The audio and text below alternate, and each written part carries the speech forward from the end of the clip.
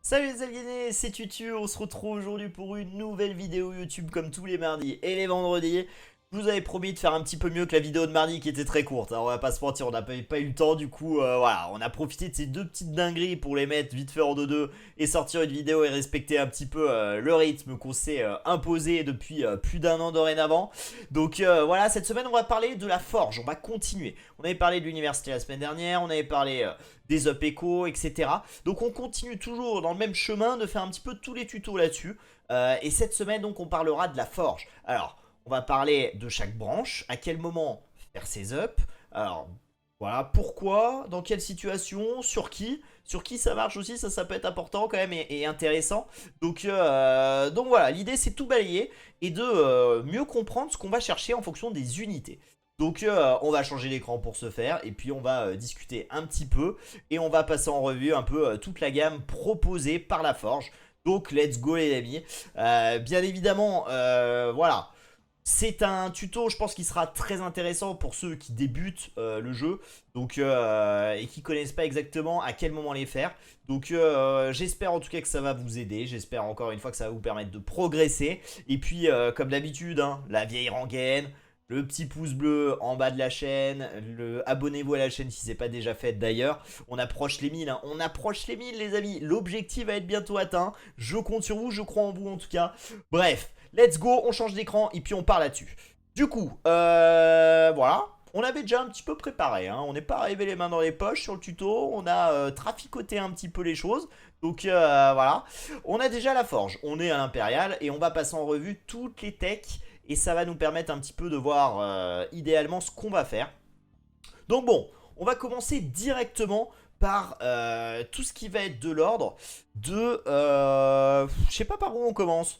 Tiens donc, bon, on va commencer de manière de base. On va commencer par les bases. Voilà, allez. On part directement sur Forge. Forge, c'est 150 de bouffe. Ça permet, alors tout ce qui va être de la lignée, ça va débloquer d'autres lignées. Bon, ça je vais pas vous l'expliquer, je pense que vous le savez. On a 3 up. 3 up, donc c'est disponible dès le féo, puisque la forge vous pouvez l'avoir dès le féodal. Donc vous allez pouvoir avoir une première rangée d'up. Et sur chaque up, vous allez pouvoir les faire en 3 fois.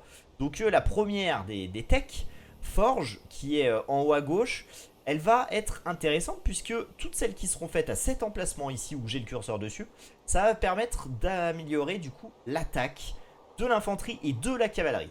C'est la seule tech, la seule lignée tech qui va pouvoir s'imposer à deux types d'unités spécifiques. Donc je m'explique, l'infanterie et la cavalerie, puisqu'en dessous ça sera que les archers. Par contre, ça ne majore que l'attaque. Donc le plus 1 d'attaque sur l'infanterie et la cavalerie. En général, ça c'est un up que vous débloquez du coup au féo.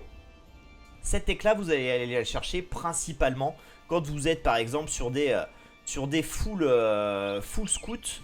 Ça peut être intéressant. En général, ça permet de sniper les lanciers plus rapidement. Donc c'est principalement dans cet intérêt là qu'on le fait. Si on bourrine mana d'armes comme la mise au maul, ça peut avoir aussi son intérêt. Même si en général tout ce qui va être de l'ordre de l'infanterie et de la cavalerie, on regardera un petit peu plus à droite pour les techs qu'on va plutôt aller chercher rapidement. Puisque l'up d'attaque, on ne le priorise que très rarement. Comme je vous le disais, les scouts face à des lanciers, c'est dans ce cas là qu'on fait le plus 1 d'attaque au féo. Donc voilà, on va plutôt chercher en général la défense. Parce que ce qu'on veut dans des unités au corps à corps, c'est de tanker. C'est de résister le plus longtemps possible pour tenir l'adversaire et pour mettre le plus de coups possible.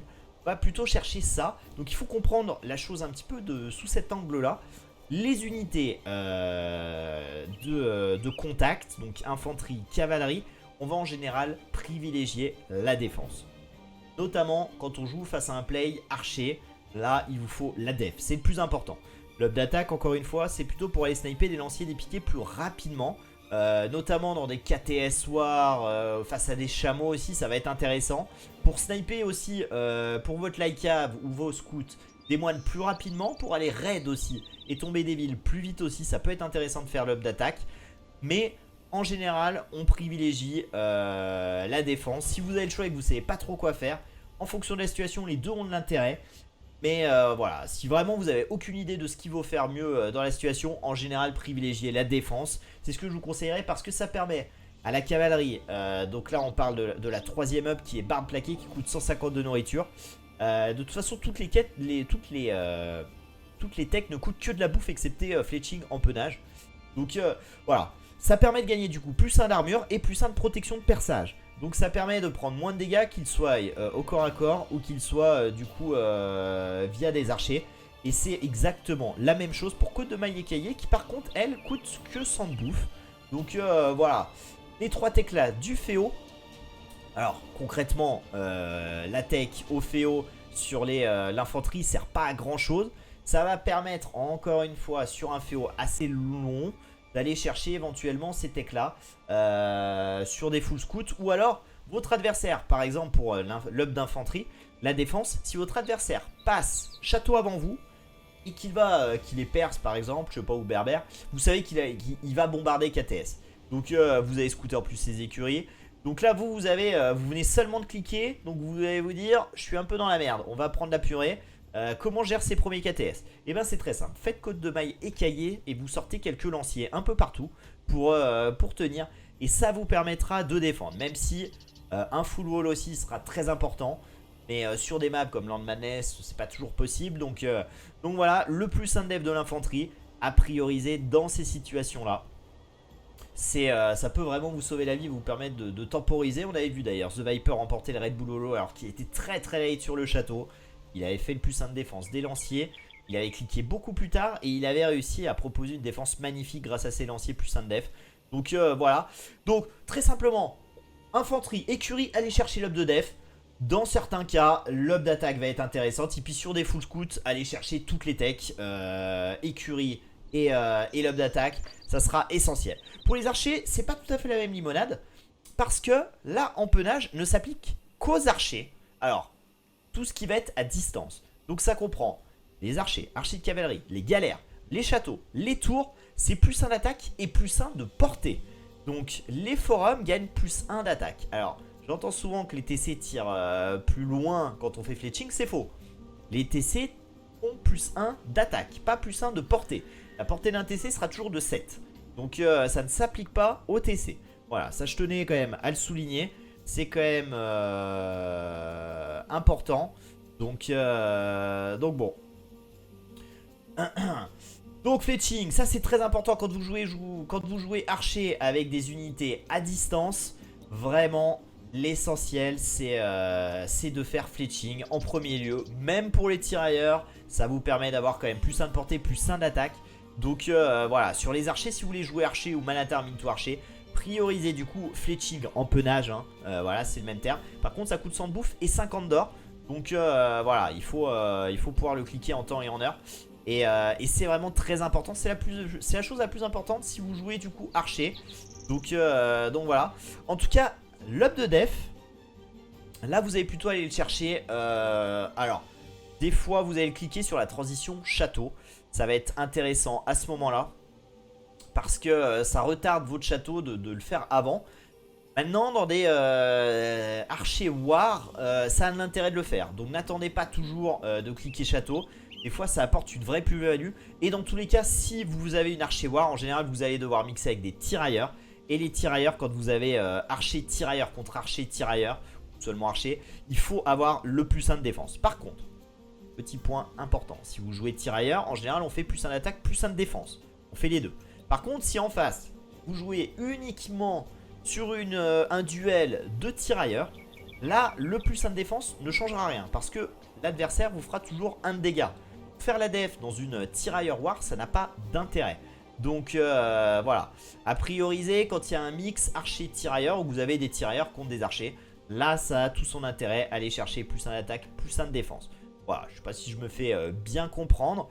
Mais c'est important quand même de préciser ça parce que des fois on fait des techs qui retardent le château, qui nous coûtent cher et qui ne nous apportent absolument rien. Donc là la priorité c'est vraiment de faire les techs qui sont utiles. Donc dans tous les cas, si vous jouez archer ou tirailleur, faites fletching. Voilà, dans la plupart des cas c'est utile. Dans certains cas on va pas faire fletching parce qu'on se rend compte que l'adversaire est wall, qu'on n'arrivera pas à mettre la pression. Donc on va plutôt chercher son château et cliquer les techs d'après. Mais voilà, la logique est toujours à peu près la même. Donc encore une fois, quand vous passez, donc on va se claquer un petit coup de Aegis les amis, à l'ancienne. hop, et on va se faire, hop, hop, hop, et on dégage tout ça. Donc voilà, ça c'est cool. Alors maintenant, c'est très simple. On arrive donc à l'AG Château. Vous partez KTS par exemple. Là, encore une fois, en fonction de ce que vous avez en face, s'il y a beaucoup de piquiers, c'est pas nécessaire d'aller chercher le plus de def. Si vous jouez contre un joueur qui joue archer, plus de def immédiatement. Mais ça a un coût. 250 de nourriture, 150 d'or. Et c'est pareil, cavalerie qui gagne plus 1 d'armure et plus 1 de protection de perçage. Donc encore une fois, il faut calculer parce que c'est un investissement. Mais si vous jouez archer, c'est quasiment indispensable si vous restez sur un full KTS. Donc voilà, allez chercher le plus 2 si vous voulez gérer ça. C'est vraiment essentiel avec un combo éventuellement avec du siège. Ça peut être pas mal. Encore une fois, le plus 2 d'attaque, c'est pas la priorité sur tout ce qui va être de l'ordre de l'infanterie ou de l'écurie. Globalement, retenez ça, hein, c'est toujours pareil. Mais pour sniper des lanciers, des piquiers, sniper des moines, etc., il faudra à terme aller chercher le plus 2. Mais ce qu'il faut que vous compreniez, c'est qu'il vaut mieux arriver, par exemple, dans le late game avec tous les obs de def que tous les obs d'attaque. Parce que si votre KTS crève avant de toucher, ça servira à rien. Alors que si vous touchez, mais que vous faites peu de dégâts, mais que vous arrivez à mettre 10 coups dessus, bah, ça aura de l'intérêt. Voilà, faut réfléchir un peu comme ça. Et c'est pareil pour l'infanterie. L'infanterie, alors c'est important d'aller chercher les techs de défense si vous jouez piqué contre des KTS. Ça c'est vraiment essentiel. D'aller chercher les obs d'attaque aussi, ça peut faire sens. Donc voilà, mais encore une fois, tout ce qui est au corps à corps, privilégier la défense. C'est plus simple si vous n'êtes pas un expert du jeu. Donc voilà. Concernant les archers, vous arrivez directement château. Vous allez cliquer en premier lieu crossbow, c'est le plus important. Vous avez déjà fletching, vous avez déjà fait la def pendant la transition château. Cliquez du coup le plus 2 d'attaque. C'est primordial. Avec crossbow est même plus important parce que moins cher. Mais ça fait sensiblement la même chose. Ça permet de produire un petit peu plus vite les crossbows. Et donc vous allez avoir plus 1 d'attaque, plus 1 de portée. Donc voilà, encore une fois, les forums vont gagner plus 1 d'attaque. Les châteaux, tout ça, c'est un peu pareil. Donc voilà.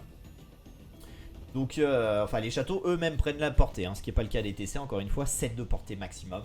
Donc privilégiez toujours l'attaque sur les archers. Si vous jouez tirailleur d'élite, encore une fois, plus de l'attaque instant, tirailleur d'élite forcément, et la défense aussi.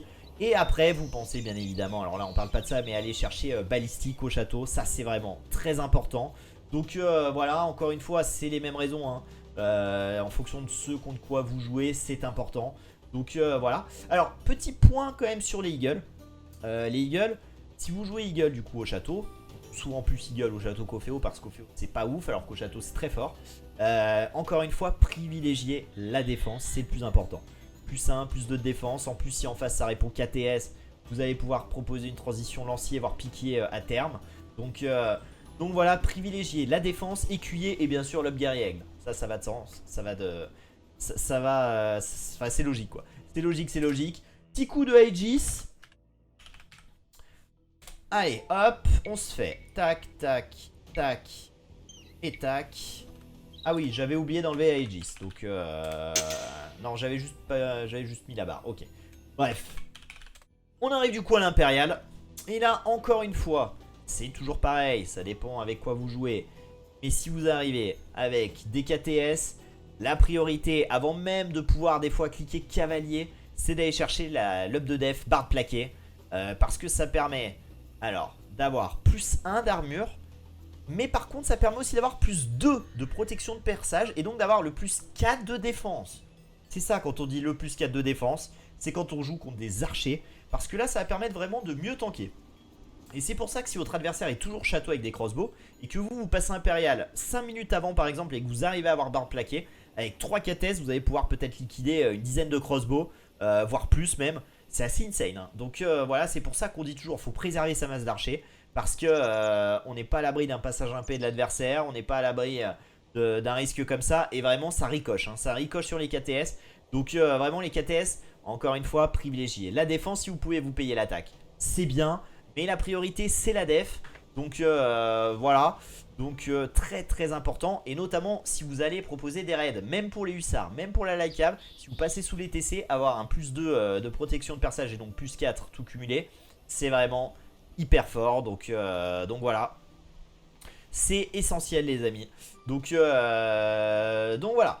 Côté infanterie, bah, c'est toujours pareil. Si vous jouez Eagle, priorisez la défense. Si vous jouez Halbardier, privilégiez la défense. Et si vous pouvez vous payer l'attaque, faites-le. Maintenant, quand vous avez des combos lanciers KTS, des fois on va se dire, allez, on fait l'op d'attaque, ça permettra aux deux d'avoir plus 2 d'attaque par exemple, ou plus 1 si on est un petit peu plus tôt dans la game et qu'on est au château par exemple. Mais voilà, très souvent encore une fois, la défense avant tout. Quand vous jouez crossbow, vous passez impérial, la priorité, ce n'est pas d'avoir Arba. Arba c'est bien, mais Brassard c'est mieux. Parce que pour le coup, Brassard, ça va vous permettre de gagner encore plus 1 de portée, au-delà du plus 1 d'attaque. Donc Arba c'est très intéressant, notamment si vous jouez contre des KTS.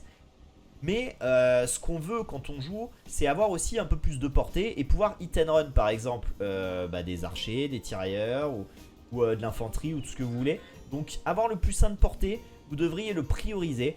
Alors l'idéal c'est quand vous arrivez à Impérial, c'est de cliquer Brassard et de cliquer Arbalétrier. Mais bien évidemment il y a aussi Chimie à aller chercher. Donc n'oubliez pas bague de pouce bien évidemment si vous avez une cible qui le possède. Là on a les Brits, on pourra pas le cliquer mais bon peu importe. En tout cas vraiment Brassard à l'Impérial c'est la priorité que vous devez avoir si vous avez une masse d'archers. Arbalétrier en 2, voire même Chimie, mais Chimie est longue à se faire. Donc Chimie a le même prix mais est plus longue à se faire. Chimie ça va permettre de cracher et de faire beaucoup de dégâts. Donc allez chercher les techs là. Sans compter que Chimie ça vous permettra aussi d'avoir des canons de bombarde ou des choses comme ça en fonction des cibles que vous avez.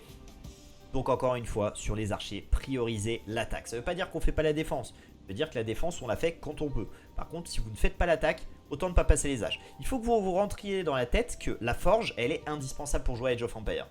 Chaque fois que vous passez un âge, c'est à cause de la forge. Parce que les techs sur les unités elles-mêmes, passer Arba, passer crossbow Arba, passer KTS à cavalier, c'est très bien. Mais vraiment, ce qui fait la force, au-delà, c'est le combo entre ces techs-là et les techs de forge. Si vous n'avez pas ces techs là et que vous passez un âge, dites-vous que passer l'âge n'a pas d'intérêt. C'est pour ça des fois, on voit des joueurs qui veulent passer l'impérial à tout prix, mais qui quand ils arrivent à impérial n'ont pas de masse d'archer, n'ont pas les moyens de cliquer aucune tech. Donc dans ce cas là, c'est des ressources, c'est 1000 de bouffe et 800 d'or qui sont mal investis, qui servent à rien. Donc pensez-y, on passe quand on a une bonne écho ou quand on peut pouvoir, quand c'est un intérêt et qu'on peut se payer les techs. Typiquement, vous avez 130 villes, vous cliquez, vous avez une belle écho, vous allez pouvoir assumer les technologies dont vous aurez besoin. Autre exemple, par contre, vous jouez Maya, vous avez 30 archers et là vous êtes à 55 péons et vous avez la banque qui se décide. Vous n'arrivez pas trop avancé, il y a des mangonos en face. Et bah écoutez, go passer imp, vous passez imp, vous cliquez direct Brassard, Arba. Et là avec la portée vous pouvez hit and run les mangonos. Et là ça a un intérêt parce qu'avec Maya vous pouvez masser quand même beaucoup d'archers. L'important c'est de passer si vous avez une masse. Si vous n'avez pas d'archers, ne passez pas impérial, ça ne servira à rien, surtout si vous n'avez pas d'écho. Donc voilà, c'est logique, c'est stratégique, c'est presque mathématique Age of Empires. Donc il faut réfléchir aux situations. Mais voilà, c'est pas très sorcier finalement la forge. Il y a des subtilités où un plus 1 d'attaque sera plus important qu'un plus 1 de def, etc., etc. Mais c'est dans des cas assez spécifiques. Et c'est pour ça que j'insiste autant les amis. Vraiment, gardez en tête si c'est compliqué pour vous. Alors que la nuit tombe, on le voit. Il n'y a presque plus de lumière, c'est dégueulasse. Excusez-moi pour la vidéo. Mais ce qu'il faut comprendre, c'est très très simple. Privilégiez la défense sur l'infanterie et sur les unités d'écurie, la cavalerie. Privilégiez l'attaque sur les archers. Voilà, si vous avez déjà ça, si vous commettez plus des erreurs à ce niveau-là, ça ira mieux. En tout cas, ce qu'il faut savoir, c'est que les archers, il faut toujours avoir le maximum d'empennage, de plus 2 d'attaque, de dernière up avec Brassard. Ça, c'est vraiment la priorité. Et puis donc, cave infanterie. Préfère que ça tanque bien puisque ça va au corps à corps. Donc, faut pas que ça crève trop tôt. Voilà. Si vous retenez déjà ça alors que vous débutez, bah c'est bon. Apprenez autre chose à côté. Ça c'est déjà une bonne base sur la forge. En tout cas forcément, si on le sait pas, c'est compliqué de faire le choix. Comme l'université, je vous encourage d'ailleurs à aller voir la vidéo sur les ups de l'université. Ça vous aidera peut-être parce que, encore une fois, si vous jouez archer, voilà. C'est bien de faire les techs de l'archerie, c'est bien de faire les techs de la forge, mais il faut penser aussi à balistique et à chimie. Donc je vous encourage à aller voir ça. En tout cas, voilà. J'ai essayé d'être succinct, j'ai essayé de pas proposer une vidéo trop longue, de pas trop s'en mêler. On va pas rentrer dans tous les détails en fonction des différentes failles de ce que vous avez, etc. Parce que comme je vous disais, il y a des subtilités où des fois on va plutôt privilégier le plus un attaque sur la cave. Mais voilà. Ce que je veux, c'est que vous rentriez dans la tête ce que je viens de vous dire. Parce que avec ça, globalement, ça couvre la majorité des situations. Petit ajout quand même, les châteaux et les tours. Forcément, si vous tower rush, si vous posez des châteaux, vous êtes en défense ou en attaque, peu importe. Pensez à faire fletching, empennage, flèche à poinçon et brassard. Parce que ça va majorer leur portée, ça va majorer leurs dégâts. Donc c'est vraiment très très important à faire. Tout comme chimie d'ailleurs, c'est très important. Donc voilà, pour les TC encore une fois, ça ne majore pas la portée, ça majore l'attaque, ok. Donc si vous prenez des raids, c'est quand même intéressant. Mais vous tirez pas plus loin sur des archers ou quoi que ce soit. Ça sera toujours pareil. Et c'est pour ça que des mangonos pourront toujours tomber des TC sans que le TC réponde. C'est comme ça. Donc voilà, j'espère que on a fait à peu près le tour de la question. J'espère que je me suis pas trompé, que j'ai pas dit de bêtises. En tout cas, j'espère que ça vous aidera. Et bien évidemment, je compte sur vous pour mettre un petit commentaire si jamais vous avez des questions. Si vous avez des reproches aussi, hein, on est à l'écoute des critiques bien évidemment. Si vous voulez, comme Gaël, mettre un commentaire à la con plein d'amour, ça fait toujours plaisir aussi. Donc n'hésitez pas. En tout cas, on va se retrouver du coup très prochainement pour une prochaine vidéo. En attendant, je vous fais des bisous et je vous dis à très vite les alignés. Salut à tous. Ciao.